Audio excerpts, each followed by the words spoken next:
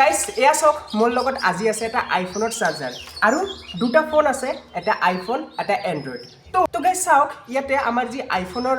কেবলডাল আছে ইয়াতে এটা মূৰত হল আমাৰ টাইপ সি কেবল এটা মূৰত হল লাইটনিং কেবল তো বেসিক্যালি কি হয় আমাৰ চাৰ্জাৰৰ লগত টাইপ সি কেবলডাল লগোৱা থাকে আৰু আইফোনটো আমি যেতিয়া চাৰ্জ কৰো তেতিয়া আইফোনত লাইটনিং কেবলডাল লগোৱা থাকে এনেকে এটো আমি প্লাগ ইন কৰি দিও এটো চাৰ্জ পাই যায় সেম একেদৰে আমাৰ যি এন্ড্ৰইড মোবাইল আছে মোস্ট অফ দা এন্ড্ৰইড ফোনত আমাৰ টাইপ সি কেবল দেখিবলৈ পোৱা যায় সো যেহেতু ইয়াতে আমাৰ টাইপ সি কেবল আছে তো আমাৰ যি এন্ড্ৰইড ফোনটো আছে ইয়াতে এইটো লাগি যাব তো কি হ'ব যদি আমি ইয়াতে আমি এই টাইপ সি কেবলডাল লগাই দিও তো কি হ'ব নাজানো ফোনটো বেয়াও হ'ব পাৰে চাৰ্জও হ'ব পাৰে বা যিকোনো হ'ব পাৰে তো অলপ ৰিস্কি হৈ আছে এক্সপেৰিমেন্টটো যেহেতু এটো এটা আইফোন হয় তো কিমান দাম আপোনালোকে গমে পায় তো ষ্টিল মই এই এক্সপেৰিমেন্টটো কৰিমেই যেটো বস্তুৰ ওপৰত মোৰ কিউৰিয়সিটিটো আহি যায় ন হেতু মই কৰিমেই যিয়ে নহওক কিয় মোৰ লগত এই যে এন্ড্ৰইড ফোনটো আছে এইটো মটোৰোলাৰ এটা ফোন যত 5000 mAh ৰ বেটাৰী আছে আৰু আইফোন ইয়াতে আছে 3000 এপ্ৰক্স এনেকুৱা mAh ৰ বেটাৰী সো নিয়ম মতে পাৱাৰ বেংকৰ দৰে কাম কৰিব লাগে সো যদি এই আইফোনটো চাৰ্জ হৈ যায় তো ইমাৰ্জেন্সিৰ কাৰণে আপোনালোকে এই ট্ৰিকটো ইউজ কৰিব পাৰিব তো এন্ড্ৰইড ফোন সকলোৰে ঘৰত থাকে সো সিম্পলি আপোনালোকৰ ফোনত যেতিয়া ইমাৰ্জেন্সি চাৰ্জ কৰিব লগা হয় তো এইটো জাস্ট ইয়াতে এনেকে ঘুমাই দি চাৰ্জ কৰিব পাৰিব তো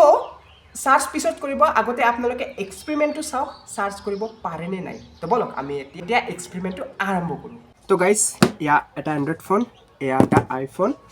and এইটো আমাৰ আইফোনৰ চাৰ্জাৰ তো আমি চাৰ্জাৰটো প্ৰথমতে খুলি লও এতিয়া জাস্ট কেবলডাল আছে ইয়াতে চাওক এটা টাইপ সি এটা লাইটনিং কেবল দেখিবলৈ পাইছে সো ফাইনালি এতিয়া আমি কেবলডাল কানেক্ট কৰিবলৈ গৈ আছো এতিয়া আপোনালোকে গম পাব ফোনটো বেয়া হ'ব নে চাৰ্জিং হ'ব আৰু চাৰ্জিং হলে কোনটো হ'ব আইফোনটো নে এন্ড্ৰইডটো সো বলক আমি জানি লও এক্সপেৰিমেন্টৰ দ্বাৰা তো প্ৰথমতে আমি টাইপ সি কেবলডাল কানেক্ট কৰি ললো and এতিয়া লাইটনিং কেবলডাল ভয়ো লাগি আছে যদি বেয়া হৈ যায় শেষ বাট ষ্টিল কানেক্ট কৰিমেই তো ৰেডি 1 2 3 ইয়াস ইয়াস চাওক আইফোনটো চাৰ্জিং পালে মানে চাৰ্জ শ্ব' হৈছে মানে ইয়াত দেখিবলৈ পাইছে চাৰ্জ শ্ব' হৈছে কিন্তু চাৰ্জ উঠিবনে নাই সেইটো নাজানো ইয়াতে কি হৈছে চাওক নাই ইয়াতে একো নাই তাৰ মানে এক সেকেন্ড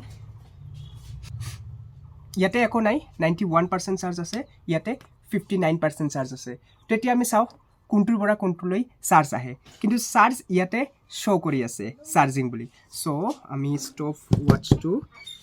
লগাই দিও and 5 মিনিটৰ কাৰণে আমি চেক কৰি চাম তেতিয়াই আমি ৰিজাল্টটো গম পাই যাম সো ষ্টপ ওয়াচ ইয়াতে দেখা পাইছে ষ্টপ ওয়াচ মই লগাই দিলো এতিয়া 5 মিনিটৰ কাৰণে আমি এনেকে ৰাখি দিও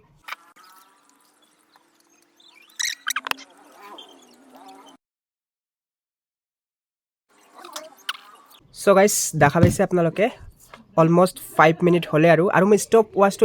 এই কাৰণ আৰু মই ষ্টপ ওয়াচটো এই কাৰণে লগাইছো যাতে আপোনালোকে নাভাবে এটো ফেক ভিডিও বুলি চাওক স্পিড কৰি যদিও দিছো ষ্টপ ওয়াচটো আপোনালোকৰ সন্মুখতে আছিল তো বাস এতিয়া 5 মিনিট হৈ গল এতিয়া ডিসকানেক্ট কৰি দিও আগতে কিমান পাৰ্সেন্ট চাৰ্জ আছিল আপোনালোকে দেখা পাইছে এতিয়া চাওক ইয়াতে চাৰ্জ কমি গৈছে এতিয়া চাওক ইয়াতে 86% চাৰ্জ আছে আৰু আইফোনত 59 আছিল ইয়াতে চাও 61 2% চাৰ্জ হৈছে 5 মিনিটত তো গম পালে আপোনালোকে এনেকে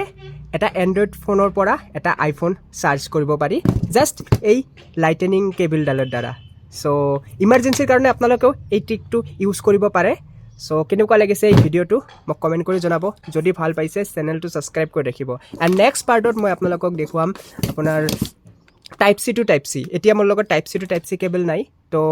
সেই কাৰণে মই এটা গেজেট অৰ্ডাৰ দিছো তো হেইটো অহাৰ পিছত মই দুটা Android phone Android to Android charge কৰি দেখুৱাম কোনটো ফোন চাৰ্জ হয় সো আজিৰ কাৰণে এইখিনিয়ে লগ পাইছো নতুন এটা এক্সপেৰিমেন্টৰ সৈতে